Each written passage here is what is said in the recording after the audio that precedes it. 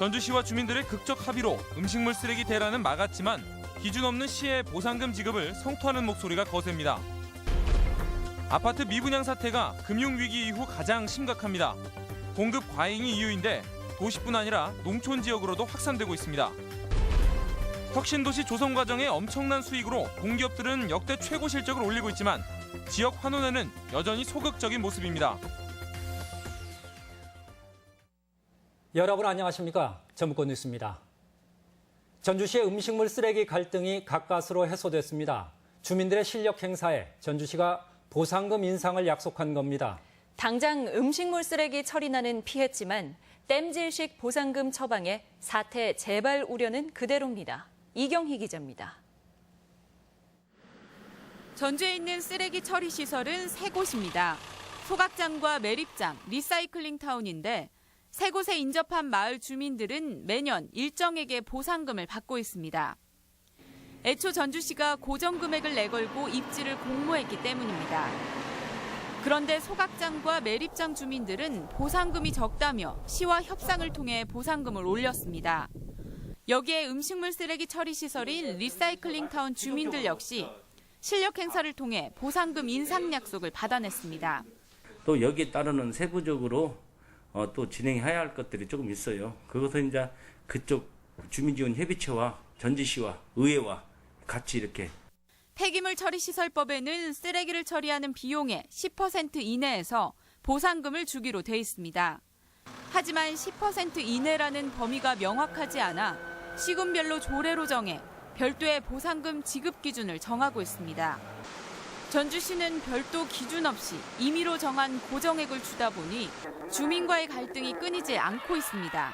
반입수수료가 기준이 없으면 우리가 지원하는 금액이 들쭉날쭉이죠. 대처를 어떻게 할 것인가. 또 제2의 분쟁이 또 날 것이라고 생각합니다. 전주시는 뒤늦게 적정 보상가를 조례로 정하겠다고 나섰지만 보상가가 주민 기대에 미치지 못할 때는 또다시 갈등이 재현될 우려가 높습니다.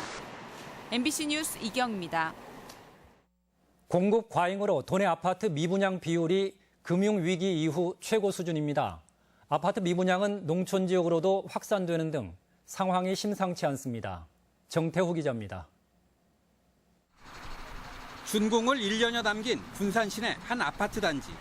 착공과 함께 대부분 물량이 해소될 거란 기대와 달리 아직까지도 분양률은 절반 수준에 그치고 있습니다. 대출 규제와 더불어 주변 아파트 가격 하락까지 겹치면서 분양 열기는 차갑게 식었습니다. 지금 이제 아파트 가격이 많이 떨어진 한 6천까지 떨어졌어요. 26평 A형 같은 것이 2억 2천 분양이었는데 1억 6천 정도 하거든요. 잇따른 대규모 택지 공급으로 미장지구와 비오션시티 분양 아파트만 12,000여 세대. 지난달 현재 군산시의 미분양 물량은 1,100세대가 넘었습니다. 준공을 하고서도 입주민을 구하지 못하는 아파트도 늘고 있습니다. 이달 초 준공된 완주 봉동의 한 아파트. 400여 세대 가운데 130여 세대가 빈집입니다. 완주군의 미분양 물량도 300세대에 가깝지만 현재 사업이 검토되는 물량만 2만 세대. 상당수 사업은 표류가 불가피할 것으로 보입니다. 주택 경기가 침체되다 보니까 아무래도 투자나 이런 부분을 굉장히 좀 주저하고 그 다음 단계로 미루고 있는 그런 상황인 것 같습니다. 대출을 풀어 부동산 경기를 끌어올린다는 박근혜 정권 초기 마구잡이식 사업 승인의 부작용이 현실화되고 있습니다. 현재 도내 전체 미분양 물량은 2,300여 세대, 준공 후 미분양도 800세대에 달합니다. 미분양 사태는 정읍과 임실 등 농촌 지역으로까지 확산되고 있습니다.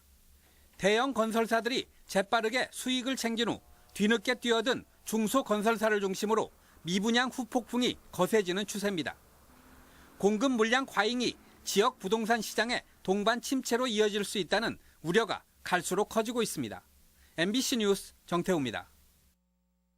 전북 혁신도시 개발에 참여한 공기업들이 역대 최고 실적을 거뒀습니다. 개발 이익을 사실상 독식했기 때문인데 그런데도 수익의 지역 환원에는 여전히 소극적입니다. 유룡 기자의 보도입니다. 토지주택공사와 공동으로 혁신도시 조성에 참여했던 전북개발공사. 지난 1년 동안 매출 2천억 원에 당기순이익 238억 원을 기록해 역대 최고의 실적을 거뒀습니다. 3년 전 100억 원에 불과했던 순이익이 이처럼 수직 상승한 것은 혁신도시 개발 이익이 그만큼 컸기 때문입니다. 용지를 적게 공급을 해서 작년에 예상보다 많이 또 매각이 되었고, 특히 혁신도시에서 클러스터 용지가 전북본부의 경영지표 공개를 꺼리는 토지주택공사 역시 전국적으로 연 1조 5천억 원의 수익을 거둘 만큼 혁신도시는 황금알을 낳는 거위였습니다. 하지만 오히려 손실 운운하며 막대한 수익을 숨기기에 급급했습니다.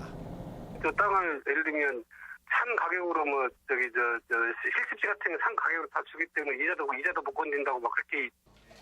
독점적인 혜택을 받은 공기업들이지만 지역 환원의 모습을 찾기는 쉽지 않습니다.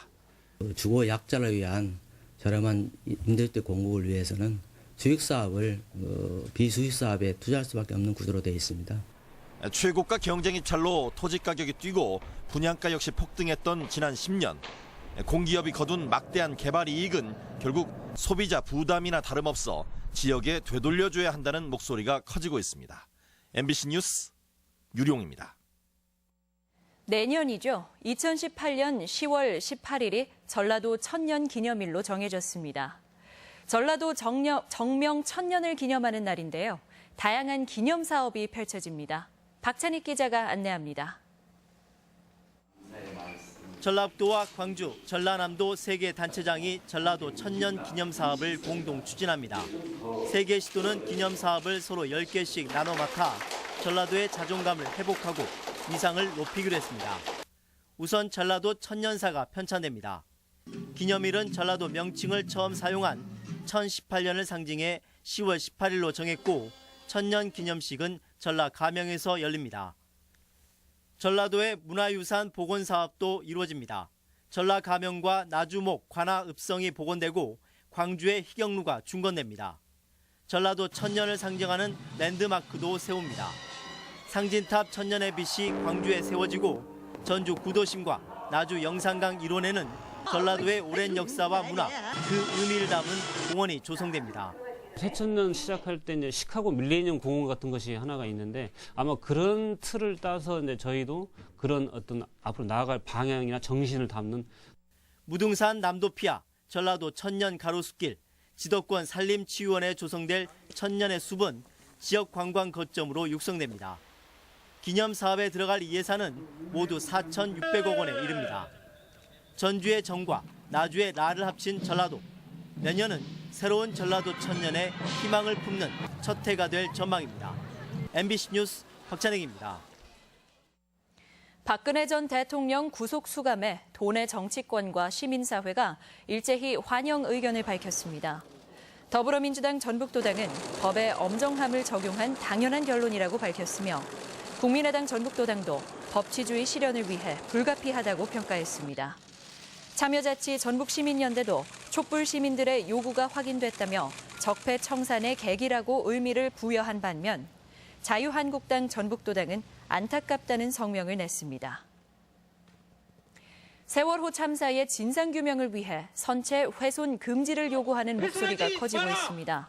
시민사회 인사들로 구성된 세월호 남문 농성장 지킴이는 오늘 전주 풍남문 광장에서 기자회견을 열고, 선체 훼손은 증거인멸이나 다름없다며 정부의 선체 절단 계획의 폐기를 요구했습니다.